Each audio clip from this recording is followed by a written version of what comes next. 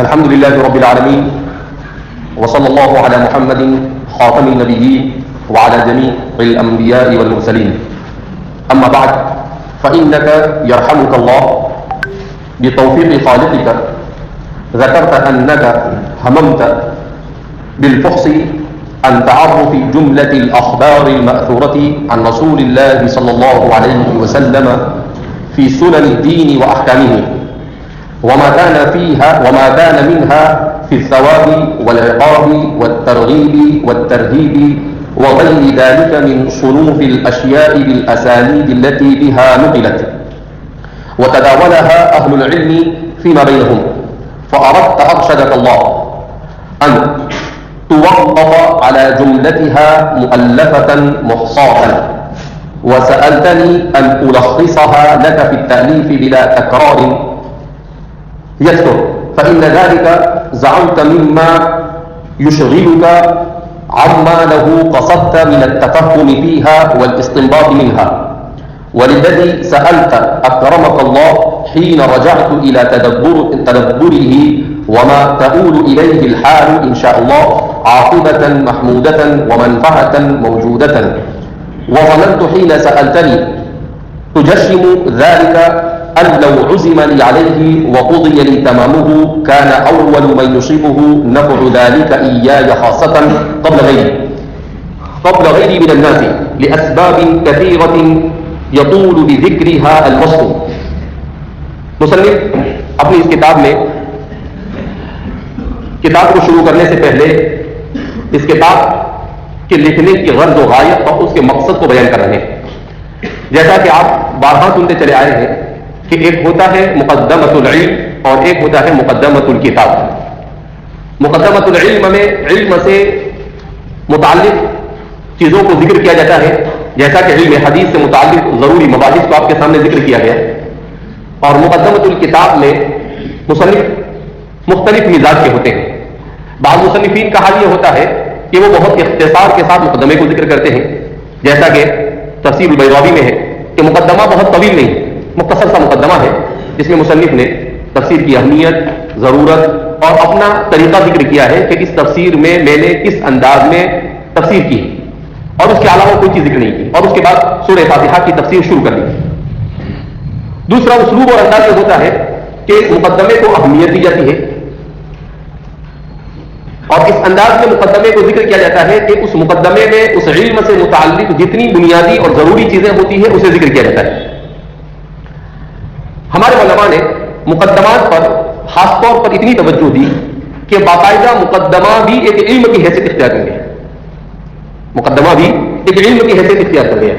اور اس باب میں بہت ساری کتابیں لکھی گئی مقدمات العلوم کے نام سے، کہیں تعارف العلوم، کہیں مقدمات العلوم، کہیں العلوم اصولہ، مبانیہ، موضوعہ، غایاتہ، تو مختلف انداز میں. کہیں پر لکھا گیا مدخل العلوم الاسلامیہ، کہیں پر لوگوں نے لکھا مدخل العلوم العربیہ.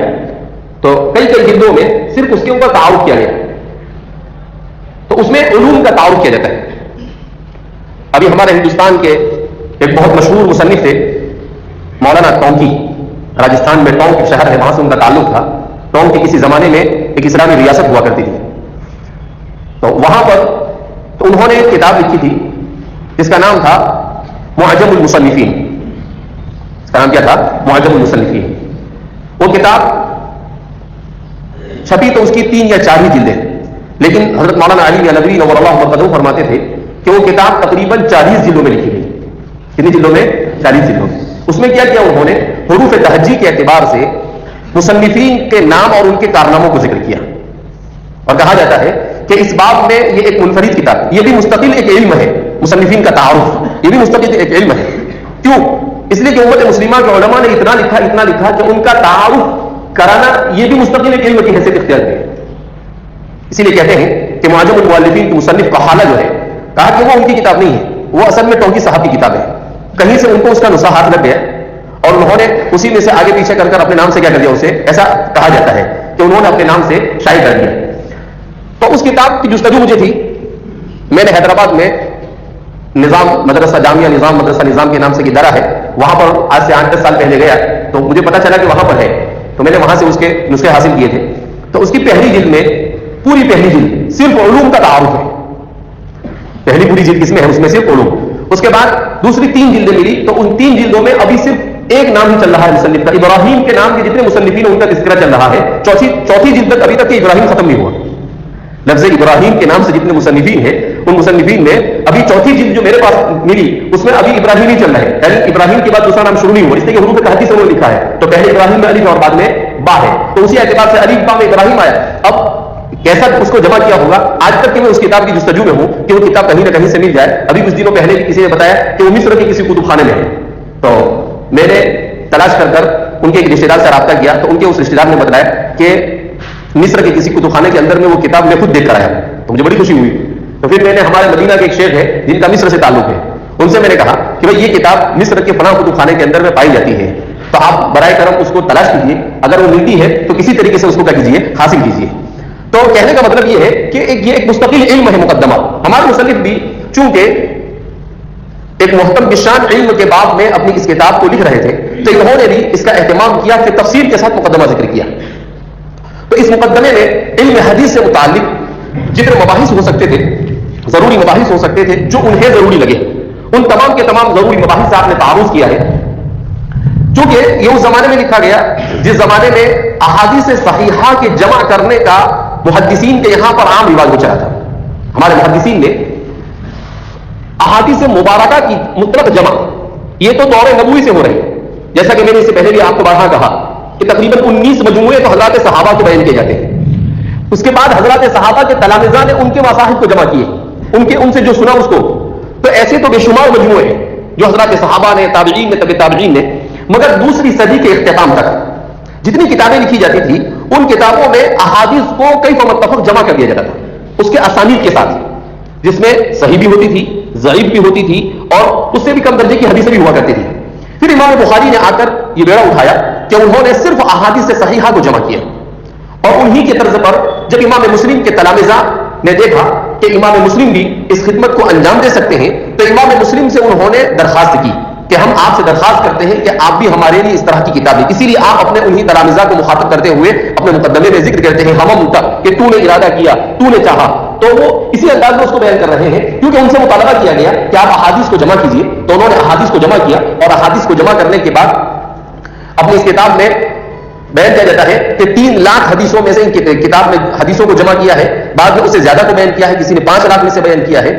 तो अपने घूम फिर कर उन्होंने जितने मुहद्दिसीन से अहादीस सुनी थी, जिनमें से बहुत सारों के नाम कल जिक्र किए गए, बहुत सारों के नहीं बल्कि बहुत थोड़ों के जिक्र किए गए, और बहुत सारों के छोड़ दिए गए महाफत अल-इतालती कि बहुत लंबा वक्त न लग जाए इस वजह से। तो उन्होंने अपने जो असातिज़ा से अहादीस सुनी थी, उन अहादीस को अपनी किताब में जमा किया। लेकिन उससे पहले उन्होंने इस मुकद्दमे में इस इल्म से मुताल्लिक जरूरी मबाहिस को जिक्र किया है, खासतौर पर चूंकि उनके जमाने में वो जिस दौर से गुजर रहे थे उसके करीब का जमाना वो था कि वज़ाइन की तादाद बहुत ज्यादा हो गई थी। वाज़ईन हदीस को अपने तौर पर वज़ा कर नबी करीम सल्लल्लाहु अलैहि वसल्लम की तरफ झूठा मंसूब करने वाले बकसरत हो गए थे। इसलिए आपने इल्म हदीस में अगर इस तरह से नबी करीम सल्लल्लाहु अलैहि वसल्लम की तरफ गलत चीजों को मंसूब कर दिया जाए तो उस पर क्या वलीदें हैं, सनद की कितनी अहमियत है, उलमा ने सनद को कितनी अहमियत दी है, इस बात में आपने मुस्तकिल तौर पर अपनी इस किताब में कलाम किया है।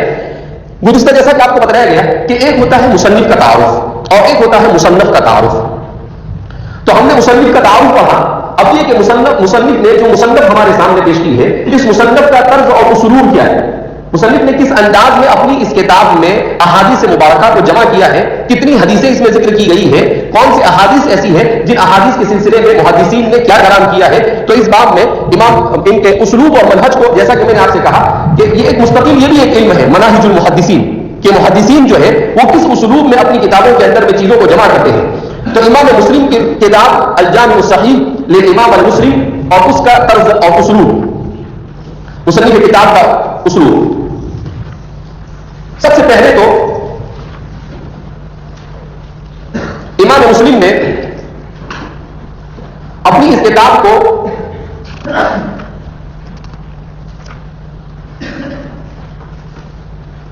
जब जमा किया तो 3 शराइत का इंतजाम किया जिसको शुरूत मुस्लिम से तारीफ किया जाता है।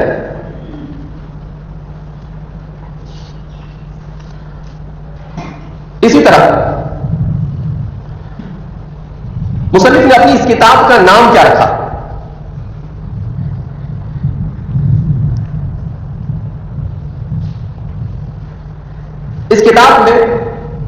احادیث کی تعداد کتنی ہے؟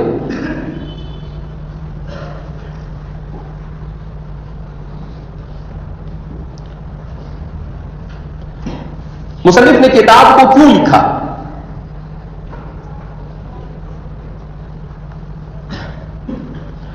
اور صحیح ہے مسلم کے احادیث کا درجہ کتنا ہے اور کیا ہے؟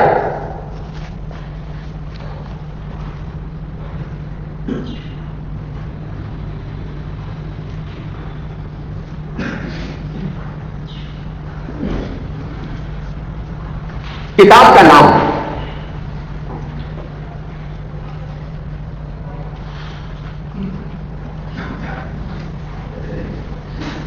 اس کتاب کے نام کے سلسلے میں ایک بات یہ بیان کی جاتی ہے کہ مصنف نے اس کا نام الجامع الصغیر رکھا. مصنف نے اس کا نام الجامع الصغیر رکھا.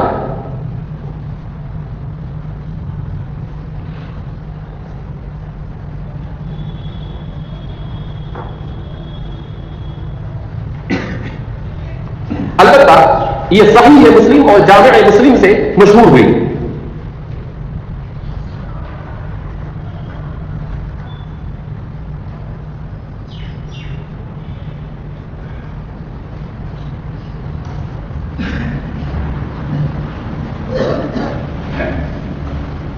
امام مسلم کے شاگرد مکی ابن عبدان فرماتے ہیں، امام مسلم کے تلمید اور شاگرد مکی ابن عبدان فرماتے ہیں، میں نے امام مسلم سے سنا کہ الحمدللہ میں نے اپنی اس کتاب میں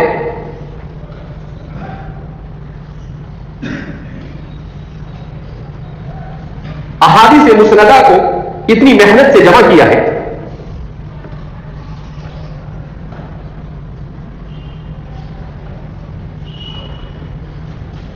کہ 200 سال تک بھی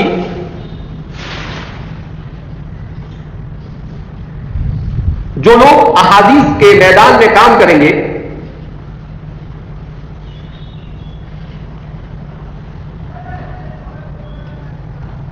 تو ان کا مدار میری یہ کتاب ہوگی.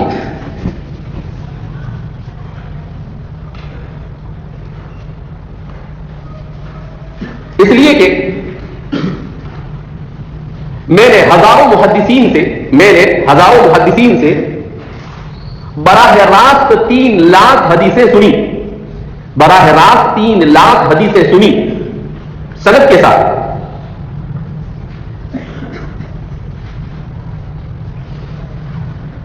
اور پھر ان میں سے 4000 حدیثوں کا انتخاب کیا.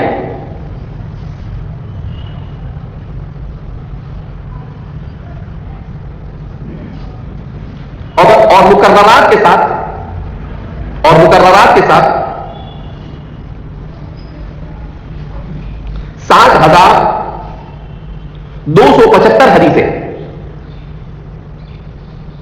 60,275 حدیثیں اپنی کتاب میں جمع کی.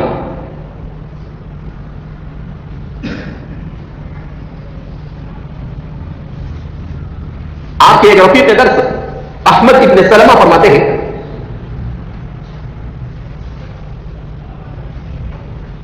کہ امام مسلم نے جب اپنی اس کتاب کا آغاز کیا تو شروع سے اخیر تک میں ان کے ساتھ تھا.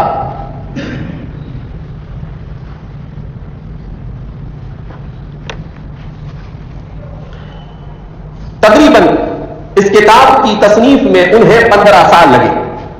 اس کتاب کی تصنیف میں انہیں 15 سال لگے.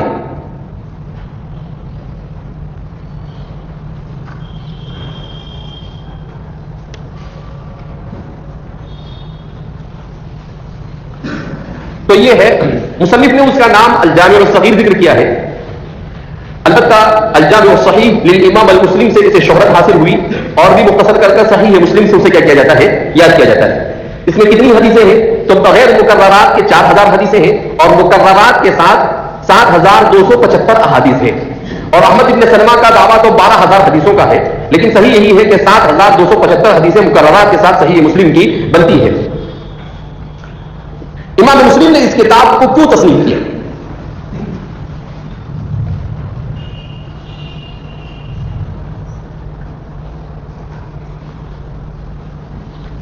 اس کی دو وجہ بیان کی جاتی ہے.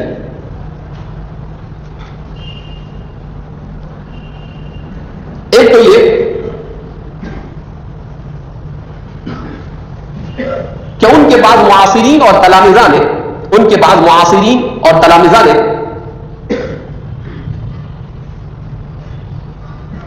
ان سے درخواست کی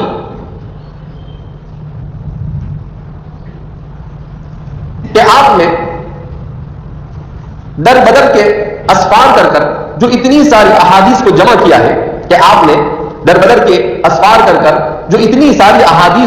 کیا ہے کیا ہی اچھا ہو کہ آپ اسے اچھی ترتیب کے ساتھ کتابی شکل دے دو.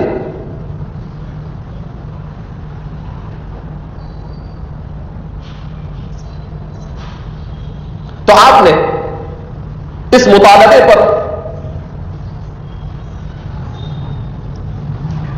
اس کتاب کو مرتب کیا.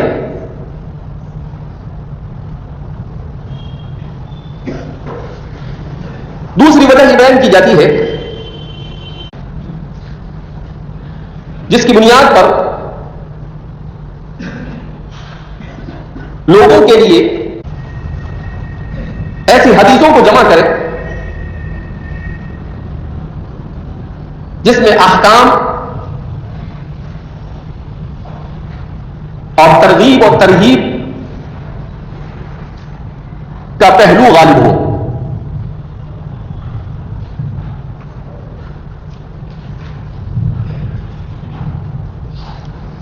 اور وہ کتاب ضعیف روایتوں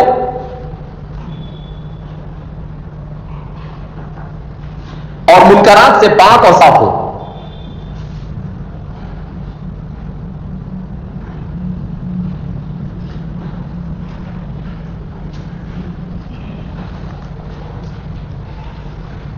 اسی غرض سے آپ نے اس کتاب کو مرتب کیا.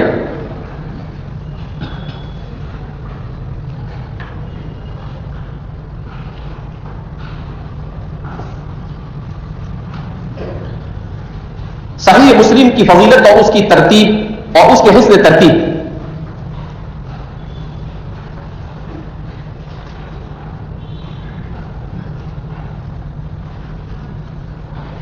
شارح مسلم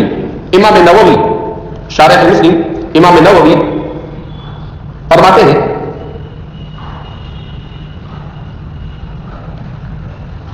کہ اس کتاب کی سب سے اہم خصوصیت یہ ہے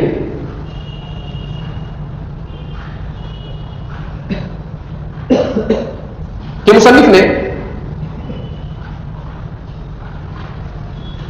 بہت عمدہ ترتیب کے ساتھ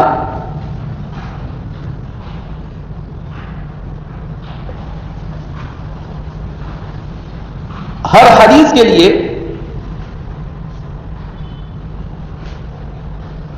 طویل عنوان قائم کر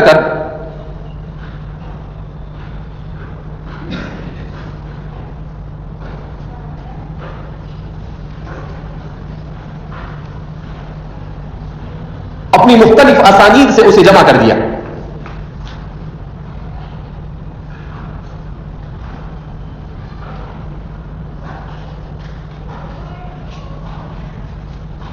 جس کی وجہ سے طالب علم کے لیے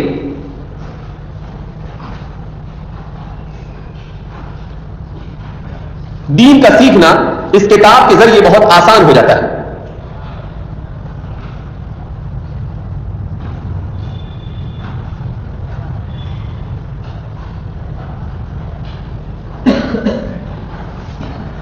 یہ اس کتاب کی سب سے بڑی خصوصیت دو خصوصیتیں. ایک ہے ان کی حسن ترتیب.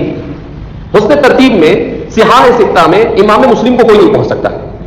بہت عمدہ ترتیب کے ساتھ پہلے ابواب العقائد کو ذکر کرتے ہیں, پھر اس کے بعد ابواب الطہارت کو ذکر کرتے ہیں, اور پھر اس کے بعد تو اس کتاب میں جامعیت بھی ہے, حسن ترتیب بھی ہے, اسی کے ساتھ ساتھ اختصار بھی ہے.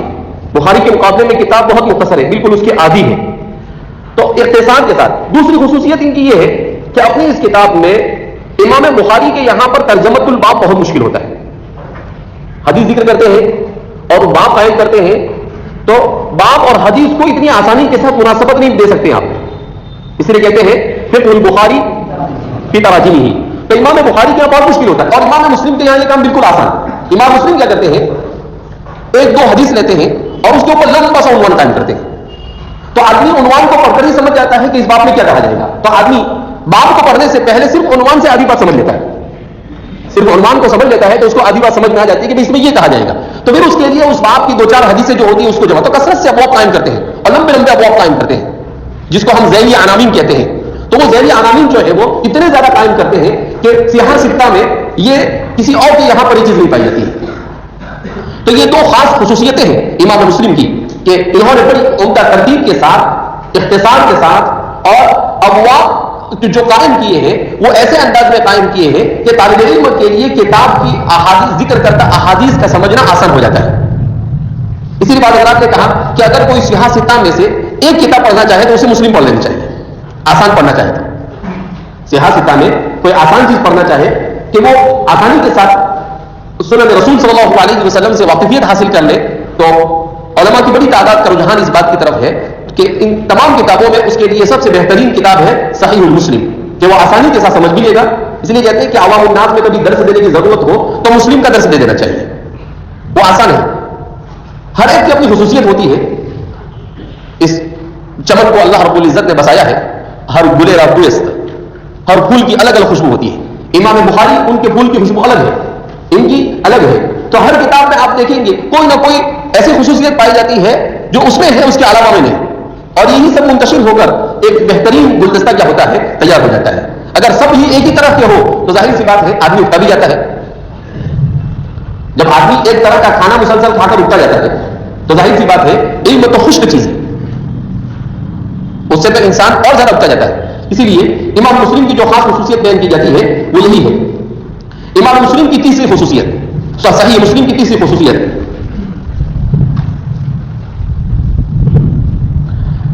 امام مسلم نے اپنی اس کتاب کو جمع کرنے کے بعد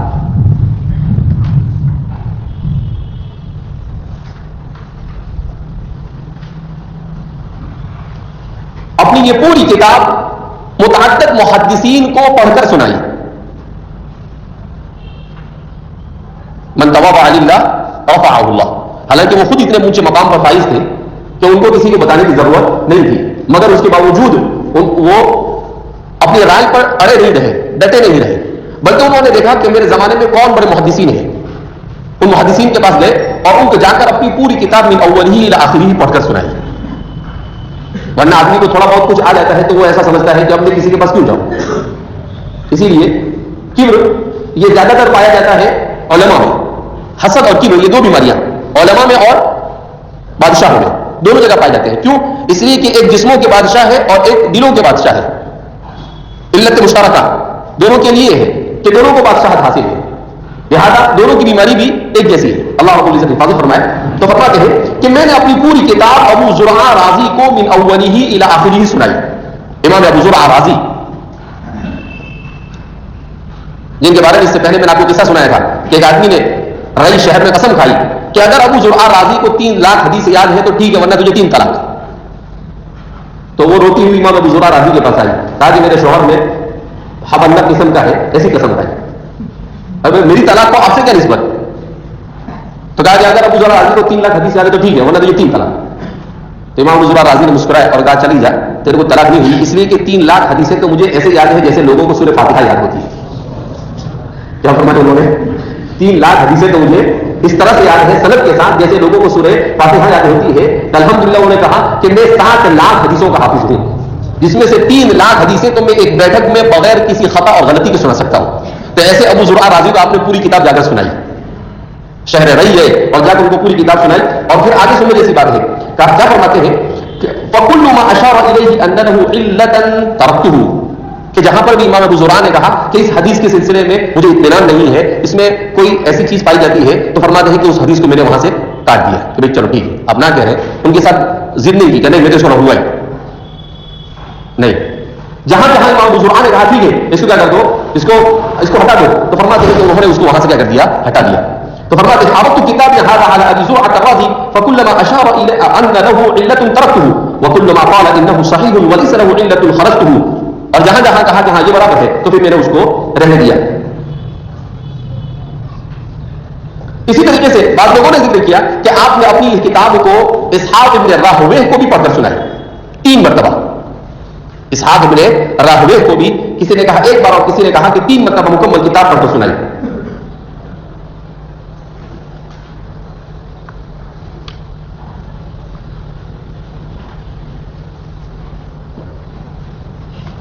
احادیث مسلم کا درجہ.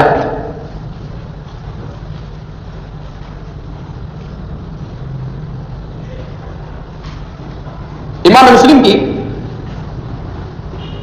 اس کتاب میں ذکر کردہ احادیث کے درجے کے سلسلے میں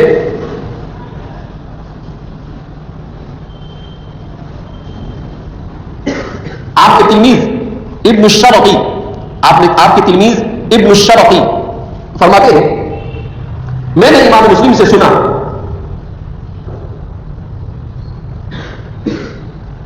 ما وضعت شيئا في كتاب هذا المسند الا بحجة وما اسقطت منه شيئا الا بحجة. کہ میں نے اپنی اس کتاب مسند میں جس حدیث کو بھی رکھا ہے تو صحت کی بنیاد پر کسی دلیل ہی کی وجہ سے رکھا، اور جس حدیث کو بھی میں نے اس میں سے حذف کیا ہے تو اسے کسی نہ کسی دلیل کی بنیاد پر حذف کیا ہے.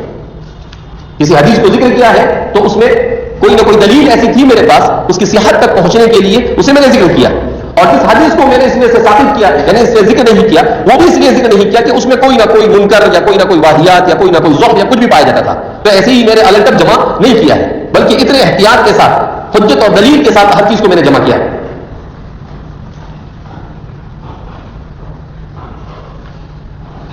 امام ابن الصلاح فرماتے ہیں ان جميع ما حكم مسلم بصحته في هذا الكتاب فهو مقطوع بصحته.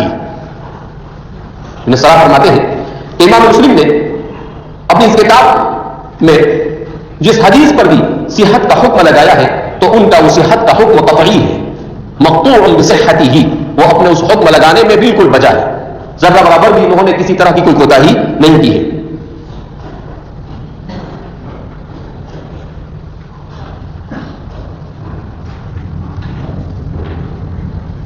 اسی لیے اللہ رب العزت نے اس کتاب کو تلقی بالقبول عطا فرمائی.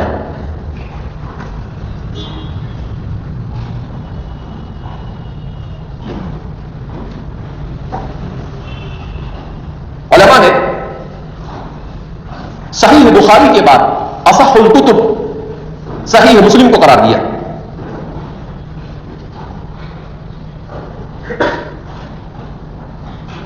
اور علماء نے لکھا ہے وَاتَّفَقَ الْبُخَارِيُّ وَمُسْلِمٌ عَلَى إِخْرَاجِهِ فَهُوَ مَقْطُوعٌ بِصِدْقِ مُخْبِرِهِ ثَابِتٌ يَقِينًا لِتَلَقِّي الْأُمَّةِ ذَلِكَ بِالْقُبُولِ. کہ جس حدیث پر بخاری اور مسلم کا اتفاق ہو گیا تو اس کی صدق میں ذرہ برابر کوئی شک نہیں کیا جا سکتا، اس حدیث کے صحیح ہونے میں ذرہ برابر کوئی شک کیا جا سکتا نہیں ہے. کیوں؟ اس لیے کہ ان کے جمع کرنے والوں نے صحت اور اسناد کی پوری رعایت کی، اور ساتھ ہی ساتھ میں اللہ رب العزت نے اسے تلقی بالقبول عطا فرمائی.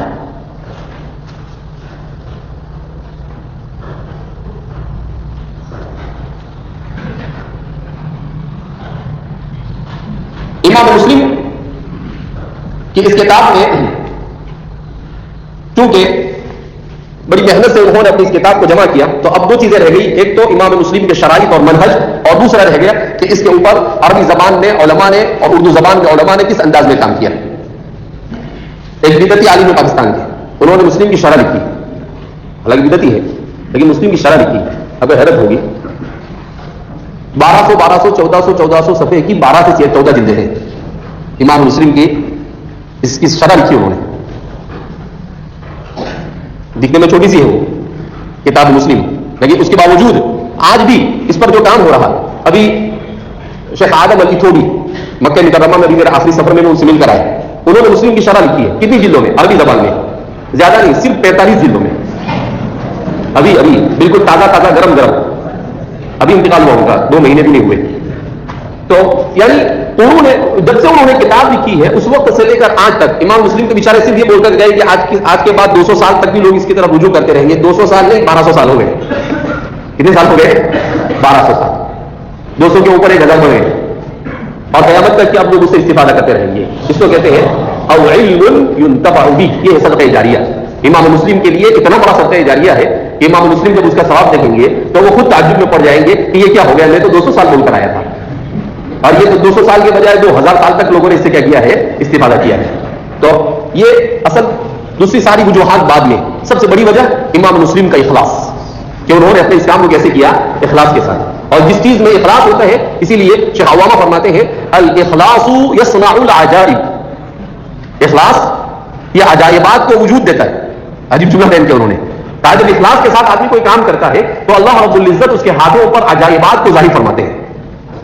تو اسلامی تاریخ میں ایسے بہت سارے عجائبات, پوری تاریخ عجائبات سے بھری ہوئی ہے. کیوں؟ اس لیے کہ سوائے قربانیوں کے اور کچھ ہے ہی نہیں. ابھی بھی ہم لوگ اسی لیے کمزور پڑ گئے کہ ہم قربانی نہیں دیتے, اور پہلے لوگ کیا تھے, قربانی دیا کرتے تھے. جب یہ امت ایک بار پھر قربانی پر آ جائے گی تو اس امت اور آنا ہی ہے. کنتم خیر امۃ اخرجت للناس. تو آج نہیں تو کل, دیر سویر کبھی نہ کبھی یہ امت کیا کرے گی, جاگے گی, اور جب جاگے گی تو سب کو سلا دے گی انشاءاللہ. چاہے کرنے والے کچھ بھی کرتے رہے. قرآن کریم میں اللہ فرماتے ہیں وَمَكَرُوا وَمَكَرَ اللَّهُ وَاللَّهُ خَيْرُ الْمَاكِرِينَ. یہ کیا کریں گے بیچارے, چپتی کا شوربہ. یہ کیا کریں گے, اچھلیں گے, کودیں گے, جب تک کہ اللہ نملی لہم ڈھیل دیتا ہے وہاں تک کہ کودتے رہیں گے. اور جب اللہ ثم کیدی متین, جب اللہ کھینچنے پر آئے گا تو ساری ان کی قدرت پھلان کیا ہو جائے گی, نکل جائے گی. جب عاد اور سمود نہیں بچے تو یہ کیا ہے, یہ تو ان کے سامنے بچوڑے بھی نہیں ہے. عاد اور سمود نہیں بچے. کانہم اعجاز نخل خاویہ, قرآن کریم کہتا ہے جیسے کہ کھجوروں کے تنے پڑے ہوئے, ایسے لمبے چوڑے تھے. اور صرف لمبے چوڑے نہیں تھے, انجینئر بھی تھے وہ. کانوا مہندسین, وہ کیا تھے, انجینئر تھے. بڑے بڑے مکان بنائے انہوں نے, اور ان کے آثار قدیمہ آج بھی مدائن کے اندر میں کیا ہوتے ہیں, پائے جاتے ہیں. تو وہ بھی نہیں بچے, ان کا علم بھی نہیں بچا سکا, ان کا جسہ بھی ان کو نہیں بچا سکا, کچھ نہیں بچا سکا. اللہ رب العزت جب گرفت پر آتا ہے تو کچھ بچتا نہیں.